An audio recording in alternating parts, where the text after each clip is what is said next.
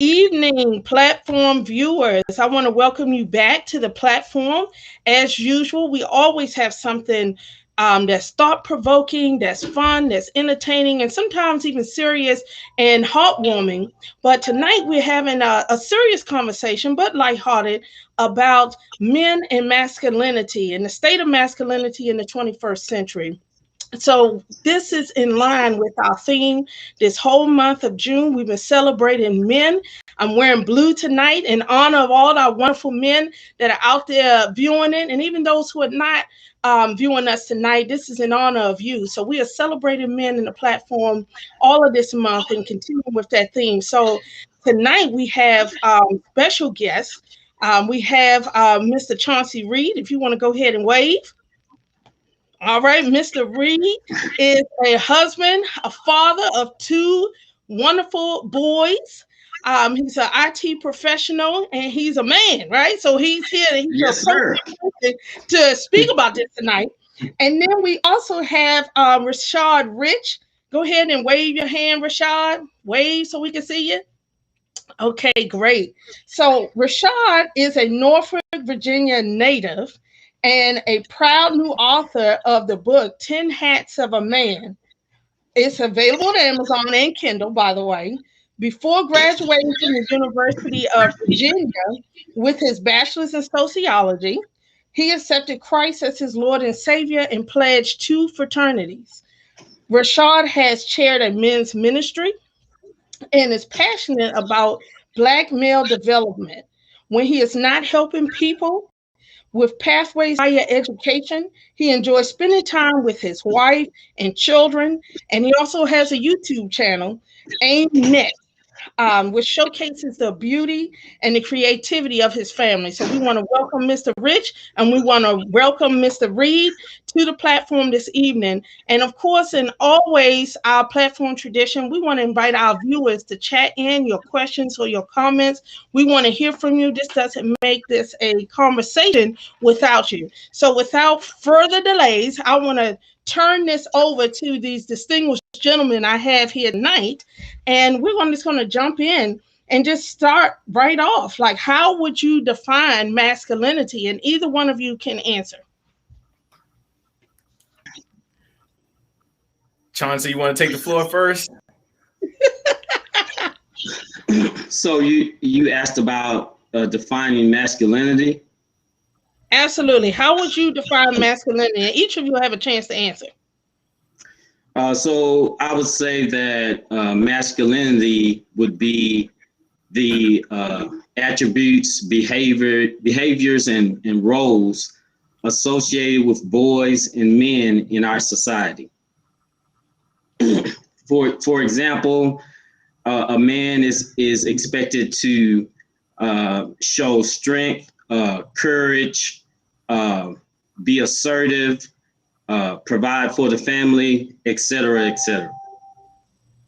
Mm-hmm. Good. Yes.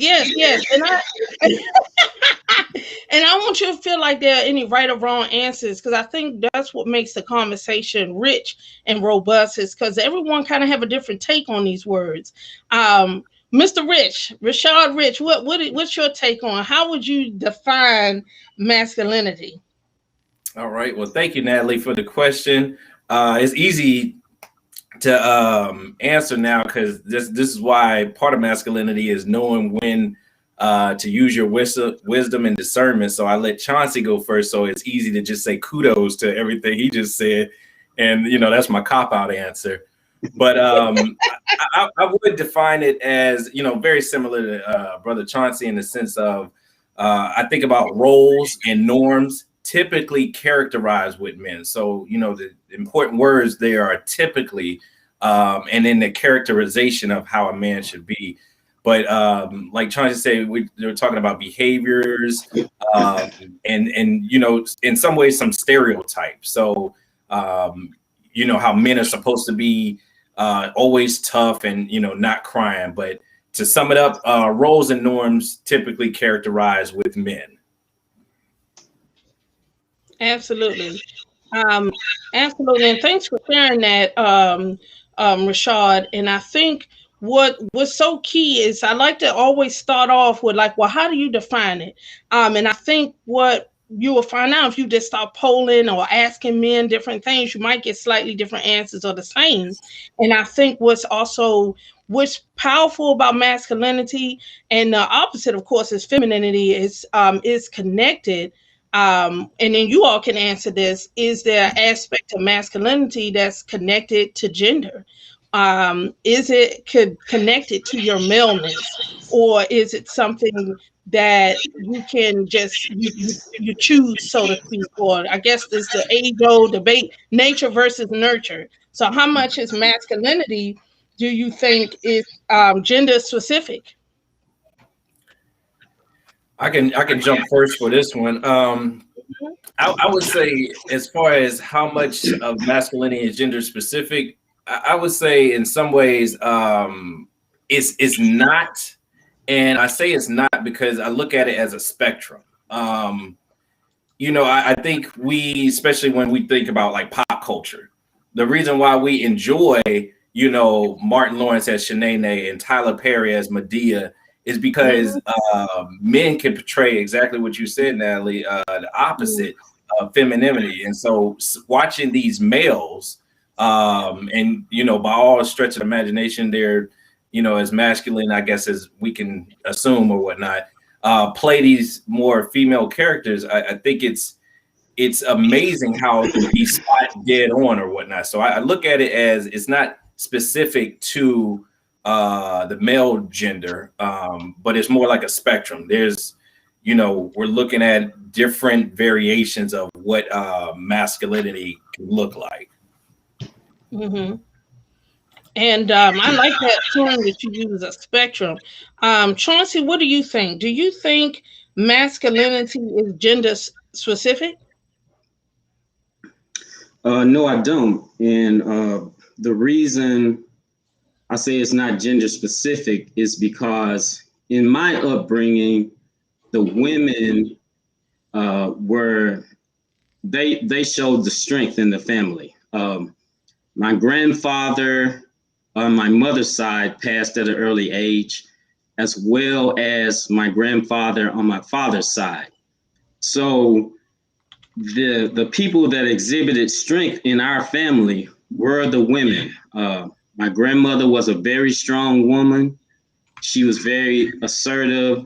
She showed strength, same as my mother. My mother raised 9 children, 7 boys.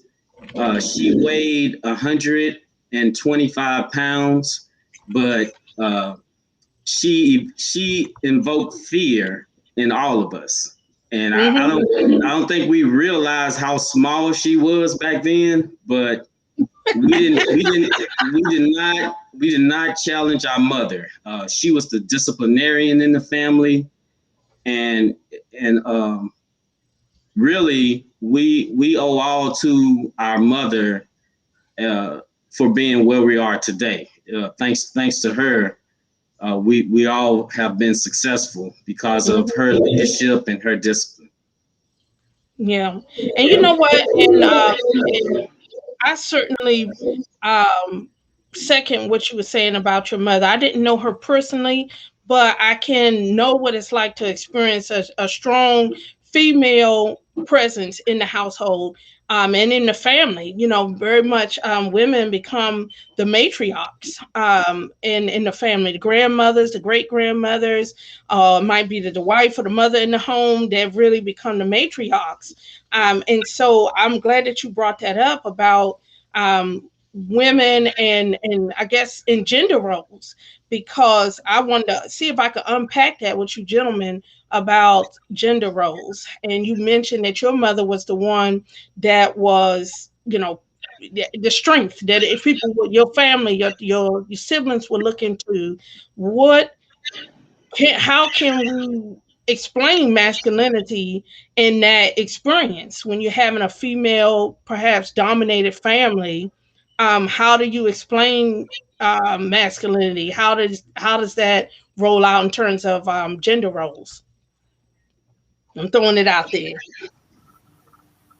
Oh man, this is a great question because I actually asked myself this question too when I was writing a book, and my attempt at it was my mother. So I was predominantly raised by a single mother, but I say again predominantly. So having these qualifiers because my dad actually was in my life. It's just the marriage didn't work out; they separated, but he made a point to still be there to help raise us or whatever. So the way I kind of learned about it through my mom was actually by opposites. So she would tell me like, don't no woman want a man that can't cook, or don't no woman want a man that don't know how to do any chores or is useless or whatever. So I learned about what a man is by finding out what he isn't, and what what's going to be attractive to females and ladies or whatever. So she kind of taught me that way, as well as like I said, my dad was still around, so he taught me in his own way. But again, we have this generational thing sometimes in the Black community where our fathers are not there, and so he was trying to be the best father he could be based on what he knew. And again, youth, a lot of when you're young, you're ignorant to a lot of things, and parenthood is for real is a trial and error thing. There's no playbook that they give to you that's going to be perfect. Every child is different. Every parent is different. So having his influence as well as my uncles, and my mother is one of 10. So I had a bunch of uncles in my life, her brothers, as well as she was in the military. So, that's a male dominated occupation. So having her friends come off the ship and hang out with her, I kind of saw what they were doing. So as far as my matriarch, I learned about masculinity up from like what's opposite, and then learned about the vices too. I'll yield the floor to Chauncey. And you mentioned that, Rashad, I'm sorry to cut you off, Chauncey, but I also neglected to share with our viewers that Chauncey is also a veteran. So he's also, we thank you for your service to our country. And so, yes, I wanted to make sure I wanted to make sure the world knew that you also were a veteran, and I apologize for leaving that off. Go ahead. Can you hear me? Yes, we can hear you.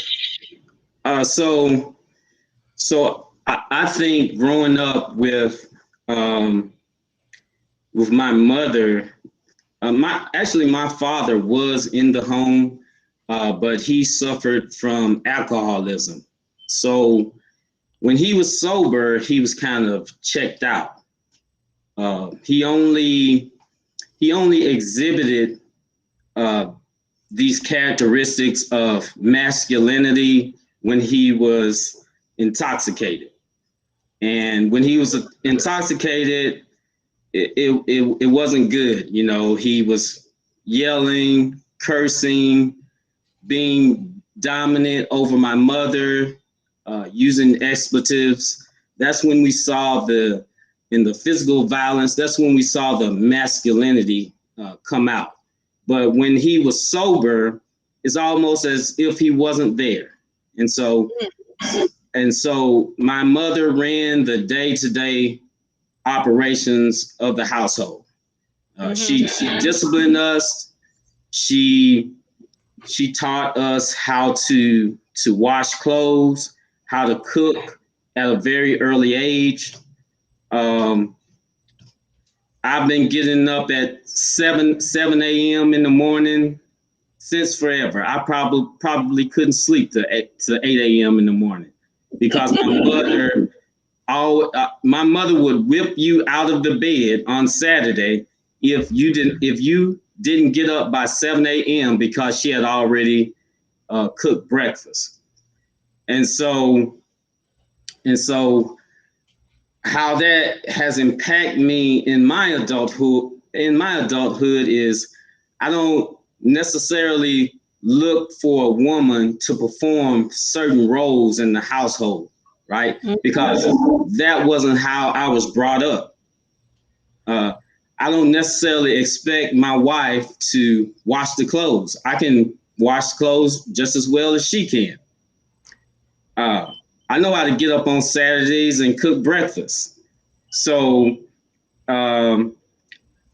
based on my upbringing, there aren't clearly defined gender roles in my experience. So, but also with that, as a man, for me in my life, there were struggles as to how I am supposed to lead a family with not having a male role model growing up. Mm-hmm. Right. I was used to the woman being dominant in the family. So now I have struggles. I've had struggles in relationships, finding my role as what I should be doing as the man in the family, how I should be leading the family. Mm-hmm. I mean, I definitely know that I'm a provider. I know that, I protect my family. I take care of them. I always look for their well-being, but I never had an example growing up from a man as to how I am to behave as a man or express my masculinity within my family. Sister Natalie, can I jump in on that? Oh, absolutely. Absolutely. All right. So Chauncey, again, thank you for your service, sir. And I wanted to raise a few things that you actually mentioned just from your background about how you said your father, when he was sober, was checked out. But then when he had the what I call liquid courage or whatnot, he exerted his masculinity. And oftentimes you were saying it was explicitives being yelled, a dominance over your mother or whatnot. And so I want to raise up this notion or this concept of toxic masculinity. So toxic masculinity. In what you saw, and I'm not a licensed clinical psychologist or anything, but I imagine that you looked at that as that's not the example that I want to follow, and that's not a role model, because that was masculinity, but that was masculinity probably in the wrong direction. It's still masculinity, but it's like I said, it's toxic. It's not a growth.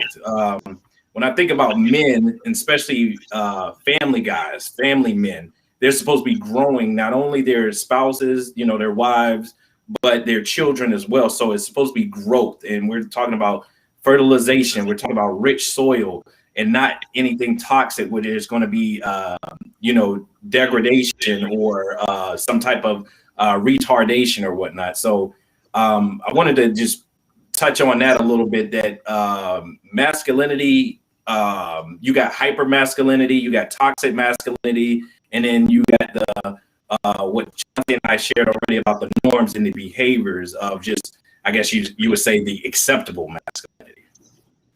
Mm-hmm.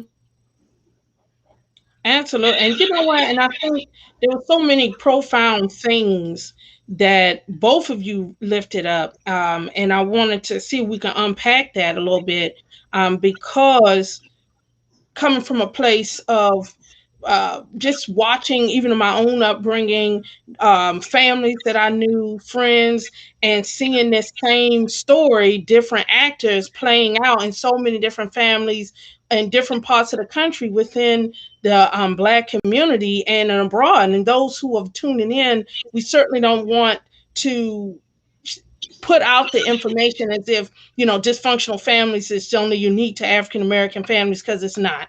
There are many other families who are going through or have experienced that void, that absence of their father, and then in many different races and ethnicities. And so we certainly want to make sure that that's not what's coming across. But in focusing on the African American community, I've seen that story play out so many times, where the male figure in the home is completely gone and absent. They never knew who their father was, or They were there, but they were checked out for one reason or another. Where they were dealing with addiction, they were dealing with, whatever it is, fill in the blank, and they were checked out. How do we shape, or as not as in we, because I'm a woman, but as in men, in thinking about the next generation and those coming behind you and those now under your own tutelage, because both of you are fathers and parents now, how do you shape that if you didn't have it yourself and you're trying to figure it out? And I know it's a loaded question. So, Johnson. Go ahead, Rashad. No, sir, you got it. Well, I will say that when I joined the military, I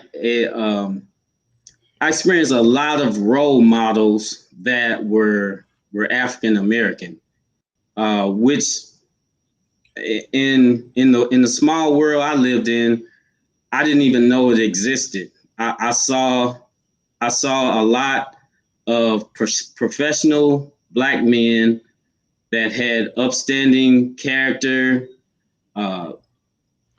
values, family men. I just had never seen that in my life, and I really didn't know that it existed. And so I learned as much as I could from those role models. As far as dealing, as far as raising my kids, I just try to be the best father I can be. I try not to make the same mistakes that my father made. I try to be aware of my actions and how, just how I'm interacting with my kids. Try to be aware of my behaviors and ensuring that I'm giving them a space where they feel comfortable expressing themselves, because that's something that I didn't have. Making it okay, just making things okay for them to express their feelings, letting them know that it's okay if they want to cry. Just making things acceptable that typically weren't acceptable for me as a child growing up. Like, it was looked down upon to express emotions, to cry, to show weakness, things of that nature. And I just want their upbringing to be opposite of mine, and just give them a healthy environment to grow up in. Absolutely. Rashad, what do you think? Man, like it's hard to follow behind Chauncey, so I think I'm gonna go the next 5 questions. I'm gonna go in front of him. But absolutely everything that he just said, I think him and I are on that same wavelength, in the sense that I don't want my children's childhood to be necessarily opposite, because I actually enjoyed my childhood, everything from the divorce of my parents to when they were married, to all the highs, lows, and all the in-betweens. But I do, as any parent, want their childhood to be better. So I want to take the good from my childhood experiences and then increase those and magnify those. And so, in some ways, everything I do actually is for my future grandchildren. So, according to the faith that we subscribe to in the book that we subscribe to, that's our whole goal as men, is always to be providing for our children's children. And so from writing a book to, creating a YouTube channel, it's all about showing my current children their possibilities, and to say that, hey, masculinity is fluid, and you're not supposed to be pigeonholed into a box when it comes to masculinity. If I want to hug and kiss you. That's what I'm gonna do as a father, and there's no shame in that. If I want to tell you that I love you, there is no shame in that. Like Chauncey said, doing chores. I mean, I do dishes, I do iron my clothes, everything. Like Chauncey was saying, not to say that my wife is incapable of doing it or whatever, but this is things that I grew up doing, so I could just continue to do it. I was like, we don't have any ladies in our house, so everybody pulls their own weight. I like that. No slaves in the house. No, not at all. Not at all. Not if you want a happy household, you don't have any slaves. If you try to turn into a slave, they go up to you. And your wife or whatever, if she ain't happy, ain't nobody happy. So I mean, yeah, amen, that's right, brother. Amen, brother. No slaves in this like, household. no slaves in the house. No slaves in the house. At all. And I'm throwing this out there, and please, our viewers, if you're viewing us, we want to hear from you. Please chat in your questions or your comments. We're talking about the state of masculinity in the 21st century, and we have two distinguished gentlemen here who are unpacking this for us and helping us lead this conversation, Mr. Rashard Rich and Mr. Chauncey Reed. And then going back to what you were saying, Rashard, about masculinity being fluid, and hugging and kissing your boys without shame and not feeling like something is wrong with that. And I applaud that. Do you all think that the way you have played out your masculinity and now as fathers, as adults, would have been different had your fathers in your lives displayed that healthy masculinity for you? Do you think that would have made you a little bit different, or how? Yeah, I'm gonna jump in. Like I said, I'm gonna jump in before Chauncey now. But I think for me, I would have just discovered this level of manhood a lot sooner. Had I had more positive reinforcement of masculinity with my dad. Is not to say that it wasn't there, but like, a lot of things I had to discover on my own.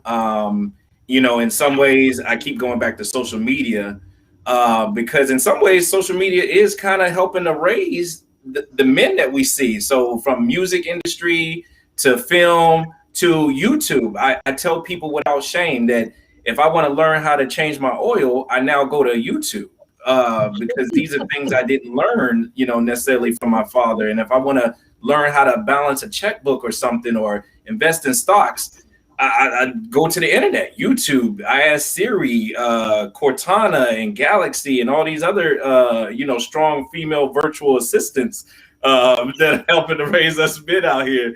So, if I'd have had those healthy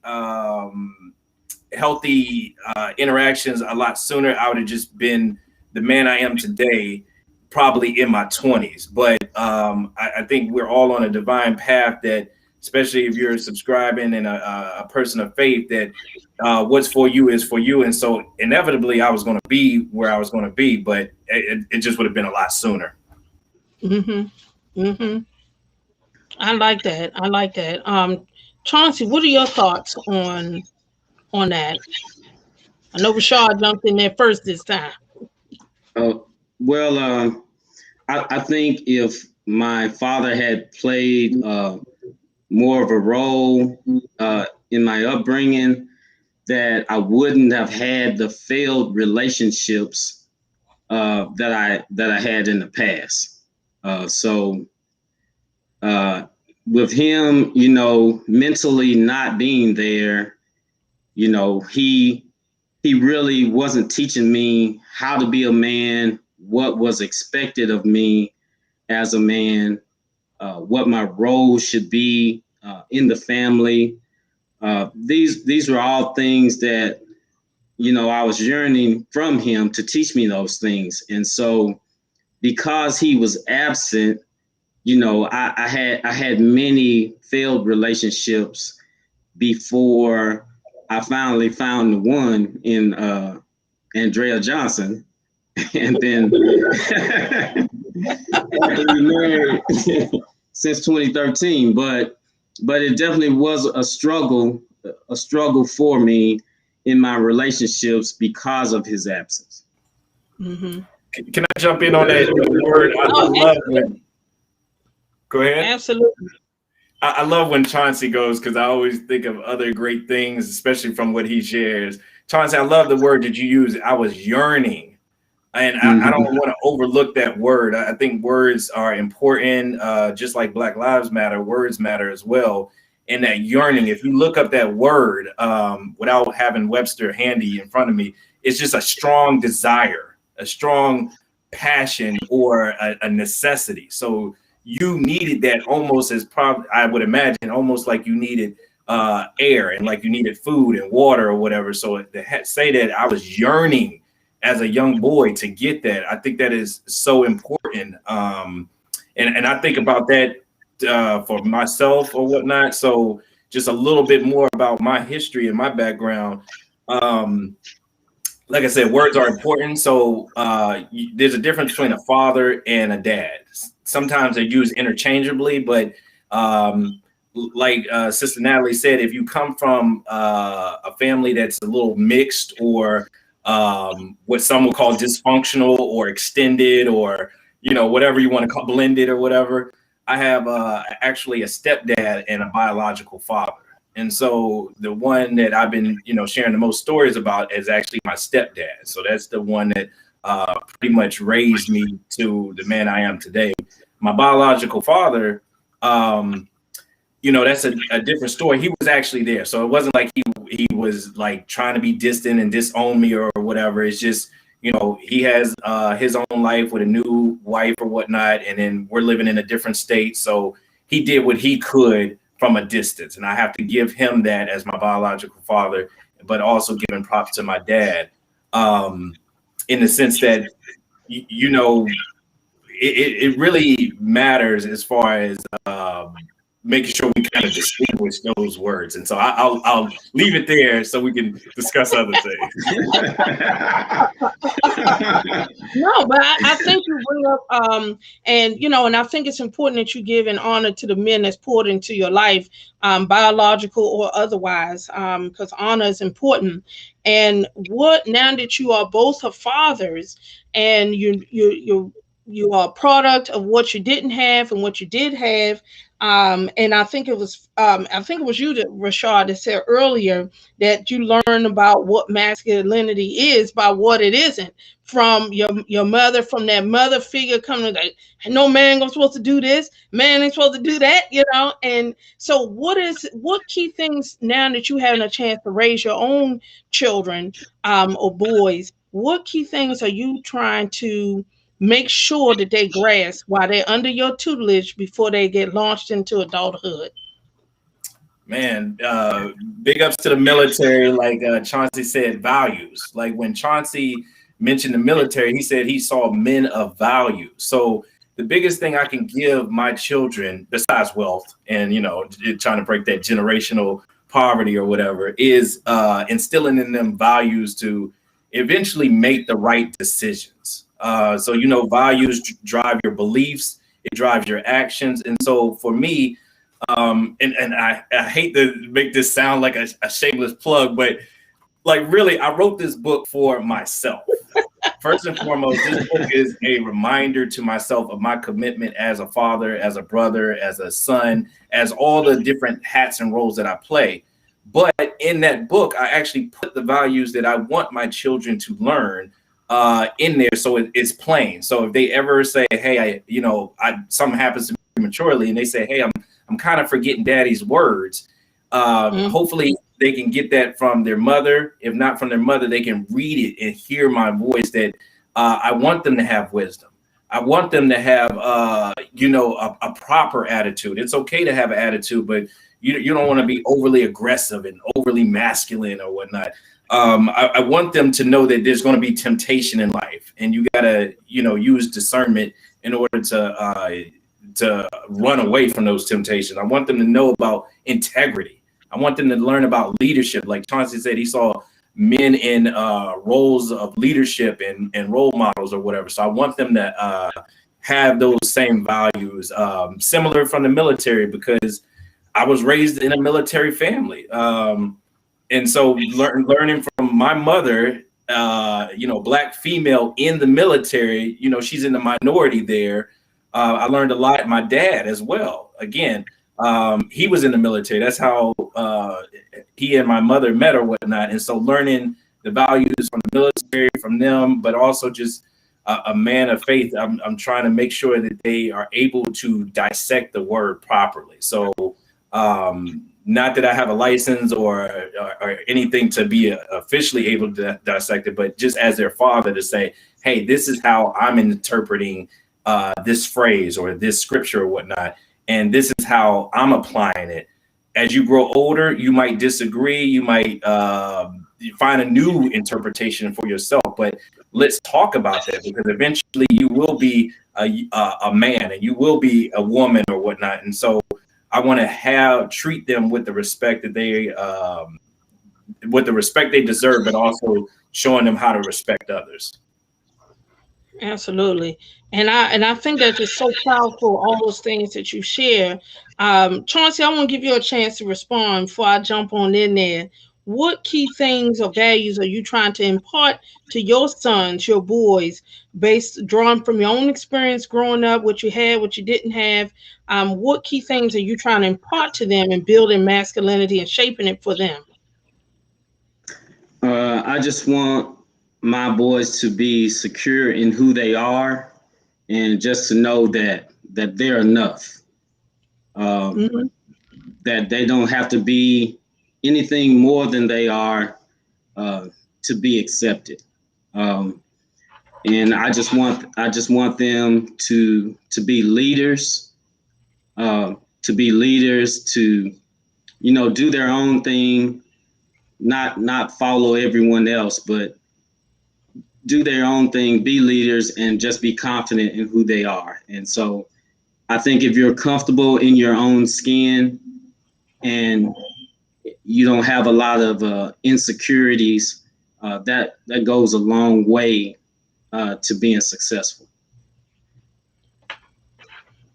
Absolutely. And so, in thinking about all these wonderful traits that you're trying to pass on to your own children and want them to embody, how much do you think? It makes me think about nurture versus nature, or choices in shaping masculinity, and that you're pulling traits from your values to impart to your children, and how much choice actually has a place in shaping the masculinity of children, of boys as they grow up. And as a lighthearted example, if you like, what, son, if you want to wear, pink, um, wear pink proudly, that does not make you less of a man. If you want to embrace your best friend, your brother, give him a kiss, that does not make you homosexual or less than a man. How much are these kind of practical day-to-day actions or behaviors are we shaping, or are you shaping for your sons or your children, and how much does choice actually weigh in on the way you're shaping and molding masculinity in your children? And anyone can answer. I know it's a lot.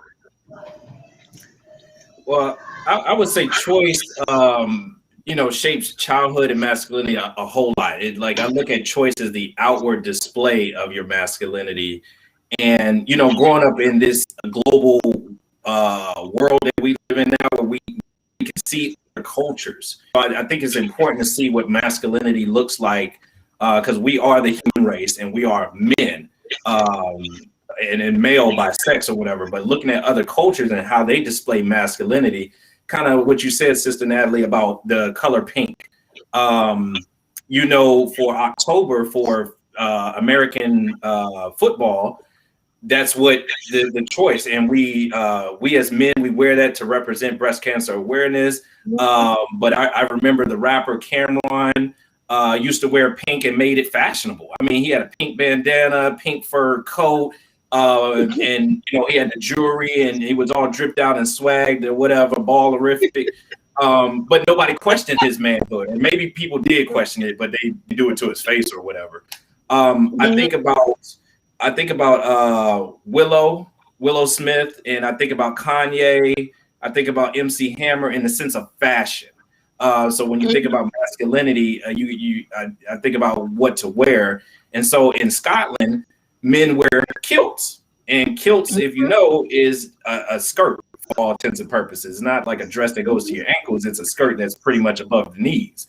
From a anatomy standpoint, I can see why. I mean, we have a middle appendage or whatnot. So when I think about freedom for the male appendage, I was like, oh crap, you know what? A kilt makes sense because, you know, not to get too graphic or whatever, but when I think about jeans, the pants we wear, skinny jeans and stuff like that in America, I was like, that's who pick a side, is this or that, left or right. I was like, the appendage is in the middle. Like, why do we have to pick a side? So anyway, not to get too graphic because we want to stay PG.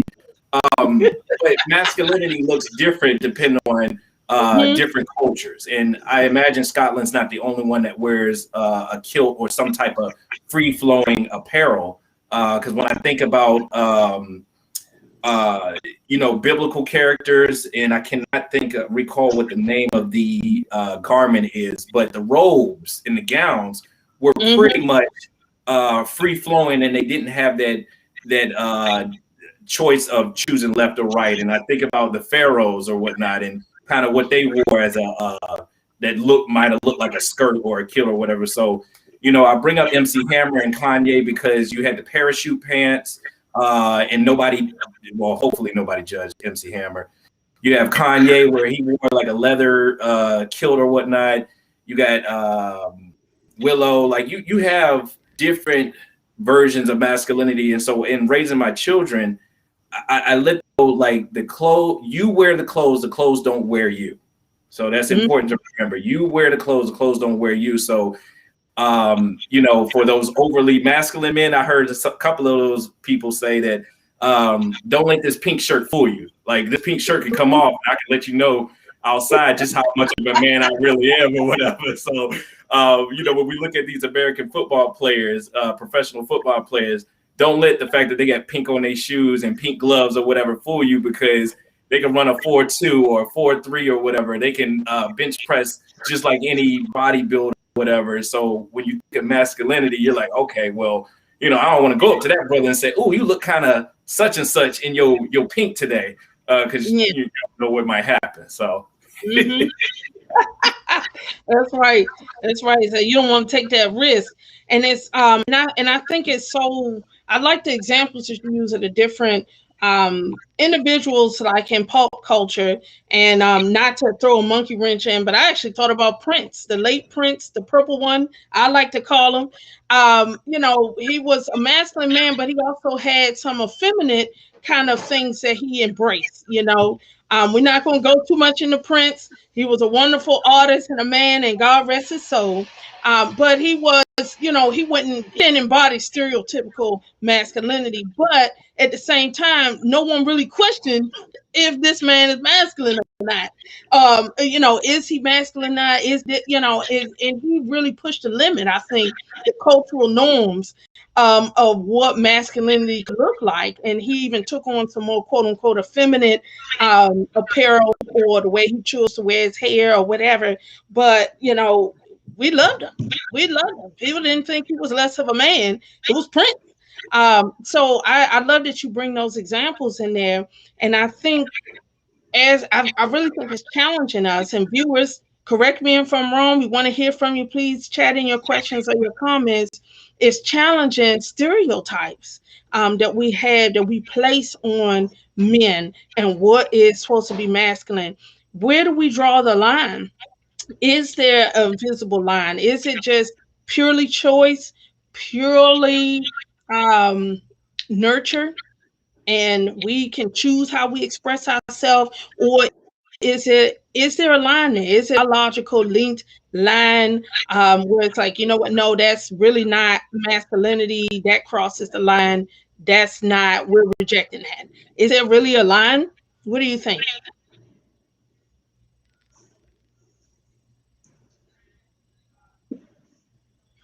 Oh, you want me to go? Yeah, we're gonna let you go. Um, I don't think so. I don't think there's a line that you set and say, hey, you got to stay.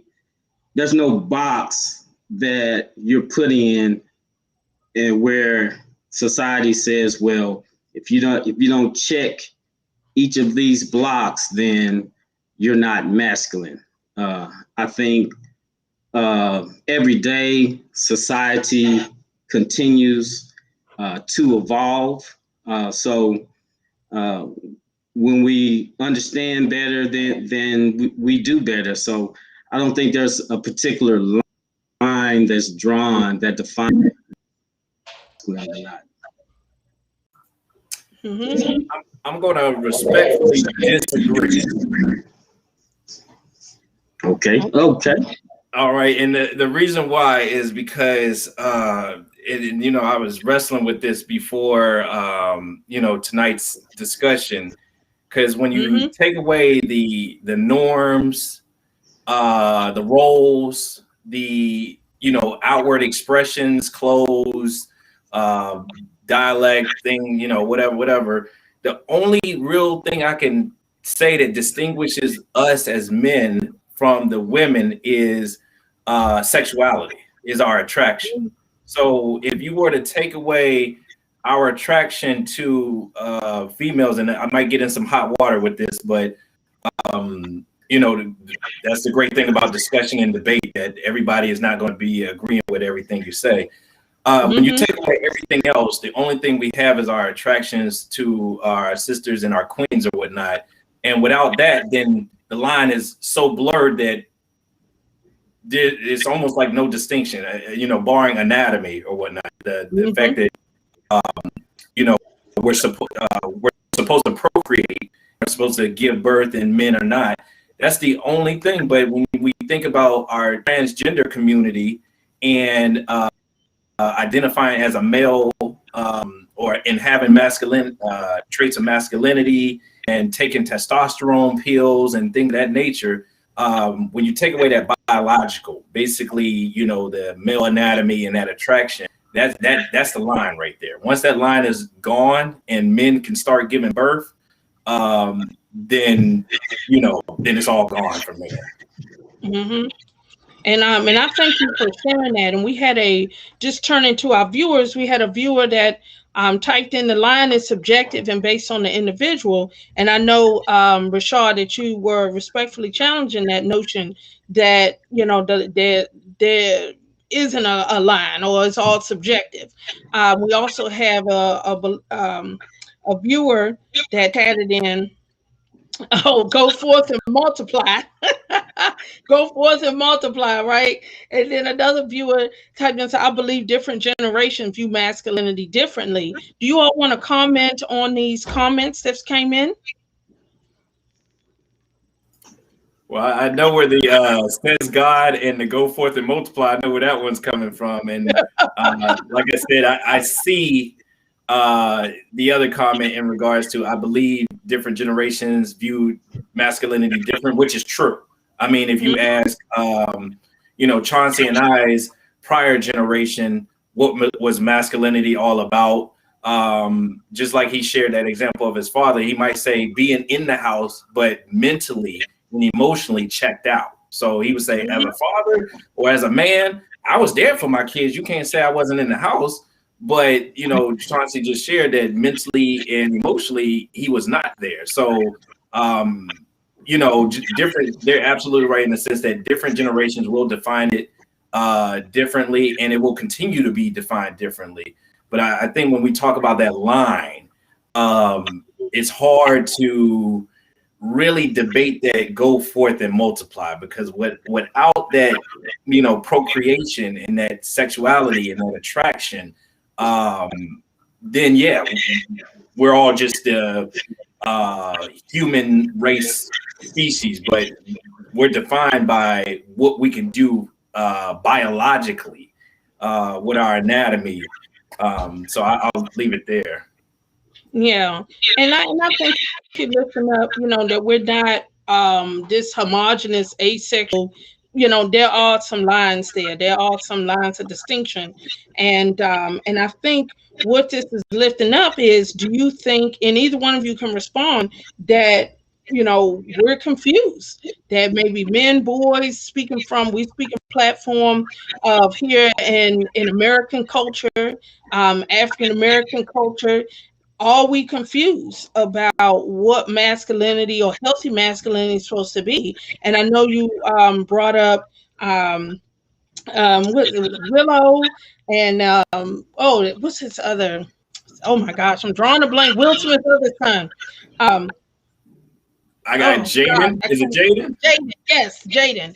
I was thinking about Jaden, and Jaden was modeling, like, we would call quote unquote female clothes at one point in his career and things. And then I think Willow came out and said that she has some term, and I'm so sorry, I'm drawing a blank, but she's not really saying, I'm not heterosexual, I'm not homosexual, I'm not saying I'm identifying with LGBTQ, but I'm kind of, whatever makes sense in a moment, or whatever energy matches my energy. And it's kind of nebulous almost. It's like, not really having this definition. So are we really confused about what masculinity or maleness is?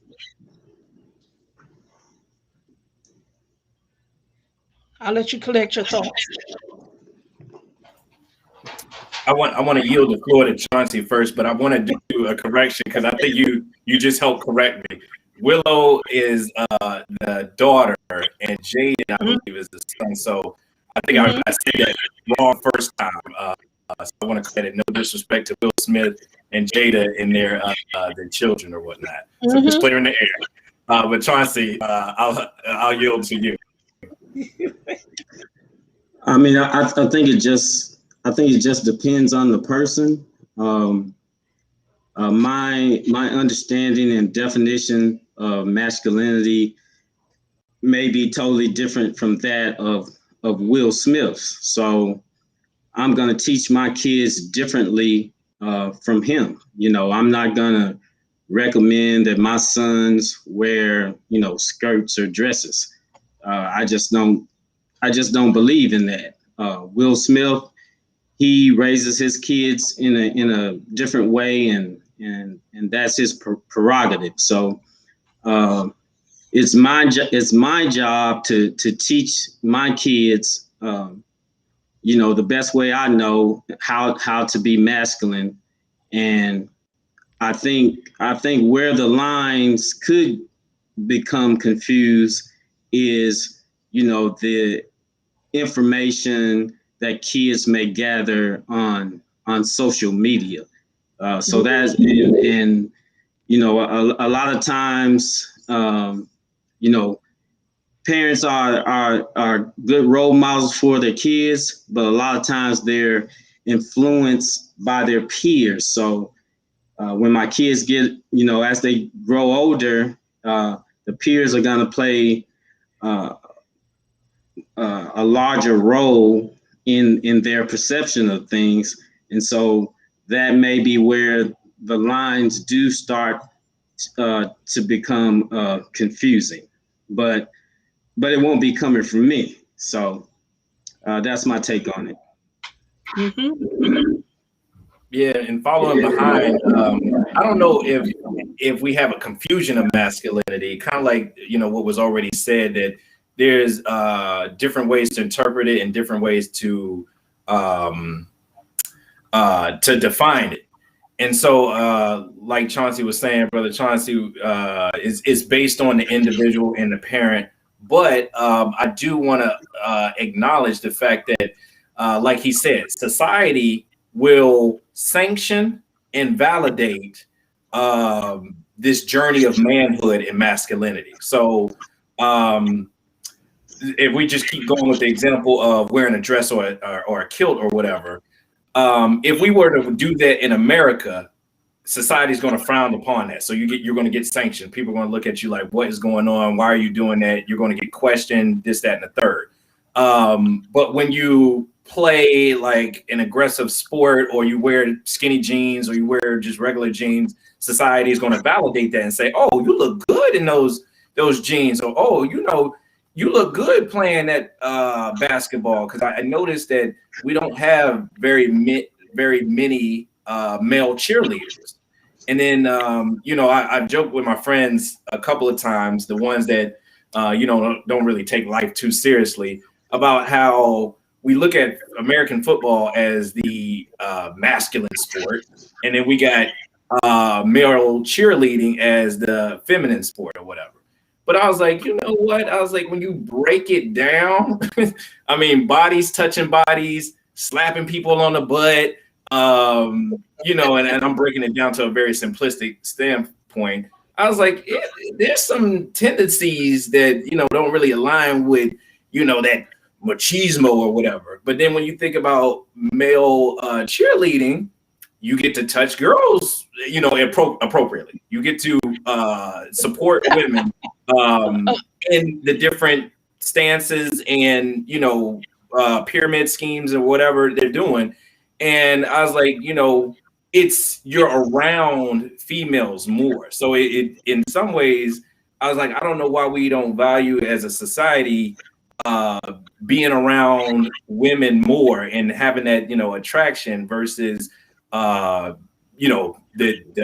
hitting and contact and instead of giving a high five, you got to slap them on the butt or whatnot. It's just, like Chauncey says, to each his own, and it's a little different flavor for, different taste buds. Yes, absolutely. And this is, it's hard to imagine that this conversation has been so good. We're getting down to the bottom of the hour, but I wanted to make sure I lift up this question to kind of round off our discussion. And of course, there's no we can possibly unpack this whole topic thoroughly in just an hour. We can just scrape the surface of it.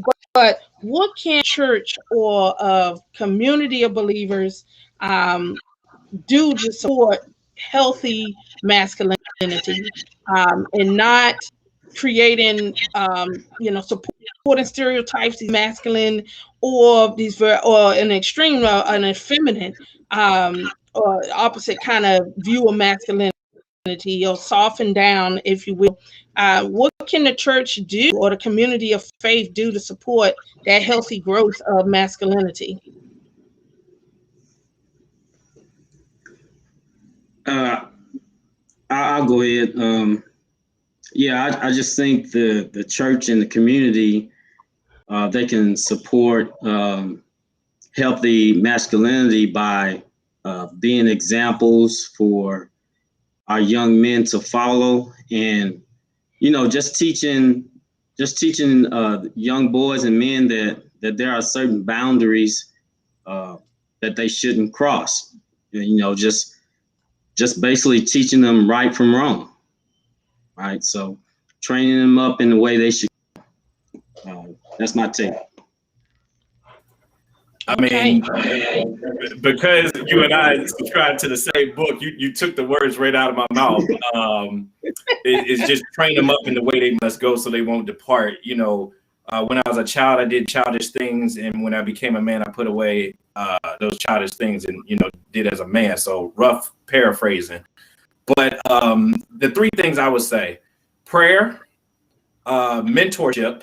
So, men training men raising men, men supporting men, kind of like Brother Chauncey just said, and discipleship. So making sure they understand the word and that foundation. So their way there is no confusion. Because from the church, what the church can do is help instill those values that Brother Chauncey and I are doing with our very own children. Those are biblical sound principles. So just the church can help with the discipleship, with the mentorship, and ultimately prayer, because although children will stray, if you have that foundation, they'll come back to it every time. So if that foundation is solid, they're going to go out, they're going to live life. The world is going to challenge them. The internet is always going to be there. They're always going to have a friend that says, well, why not try this? And as fleshly people, as humans, or whatnot, we're going to stumble, we're going to make mistakes, but ultimately you want to come back to that anchor, be anchored in the word. Absolutely. Great points, Daryl. I mean, Rashad, Absolutely. Absolutely. Absolutely. And, and just in summary, and I thank you all, and I want to thank both of you, Rashad and Chauncey, for being vulnerable, for being transparent, for coming and sharing your truth, and really challenging us to think differently about what masculinity is and how that manifests itself in our day-to-day lives, practically, also in the culture, and how we, in our lens, and how we view the culture. And for those viewers who were chatting, we appreciate your comments and your questions, chatting them in. You really have added to this discussion, and I want to acknowledge you and thank you. But in summary, I think I took the moment to make note of these things that you all want to impart to your children. And I want to just take a moment and share those things again to our viewers, so they may be blessed and may think about this. And as they're raising their own children, or thinking about raising their children, or even if they're mentoring other young guys, young boys in the community, think about imparting these things: wisdom, good attitude, discernment, that they are enough, leaders in leadership, integrity, faith, not being followers, and being confident in who they are.